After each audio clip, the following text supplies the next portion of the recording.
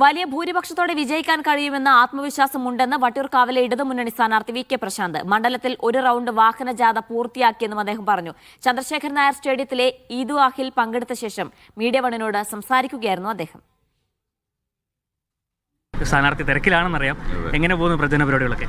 അപ്പോൾ എല്ലാവർക്കും ഈദ് മുബാറക്ക് നേരുകയാണ്. അപ്പോൾ പ്രചരണമൊക്കെ നന്നായിട്ട് പോകുന്നു. അപ്പോൾ മണ്ഡലത്തിൽ ഏതാണ്ട് ഒരു റൗണ്ട് വാഹന പര്യടനം, അതുപോലെ തന്നെ ജംഗ്ഷനുകളുടെ സന്ദർശനം, ഭവന സന്ദർശനം ആരംഭിച്ചിട്ടുണ്ട്. അപ്പോൾ ഞങ്ങൾക്ക് നല്ല ശുഭപ്രതീക്ഷയുണ്ട്. നല്ല ചൂടുമാണ്.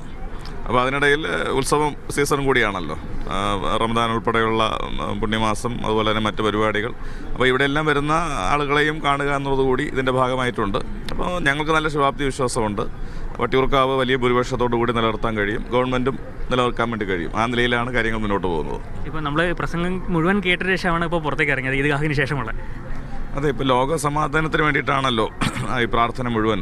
അപ്പോൾ ലോകത്തൊരിടത്തും അശാന്തി ഉണ്ടാകരുത് എന്നുള്ളൊരു സന്ദേശമാണ് ഇമാം നൽകിയത്. അതുതന്നെയാണ് എല്ലായിടത്തും നൽകേണ്ട ഒരു സന്ദേശം എന്ന് പറയുന്നത്. കാരണം ഒരു ധാർമ്മികതയുമില്ലാതെ ഒരു രാജ്യത്ത് ആക്രമിക്കുക, ഭരണത്തലവന്മാരെ പിടിച്ചുകൊണ്ട് പോവുക, ലോകത്താകെ പ്രയാസങ്ങൾ ഉണ്ടാക്കുക. അപ്പോൾ ഇങ്ങനെയുള്ള ആളുകളെ തിരിച്ചറിയുകയും ഒറ്റപ്പെടുത്തുകയും ചെയ്യുക എന്ന നിലയിലേക്ക് എല്ലാവരും ഒരുമിക്കണം എന്നൊരു സന്ദേശം കൂടി അതിൻ്റെ ഭാഗമായിട്ടുണ്ട്.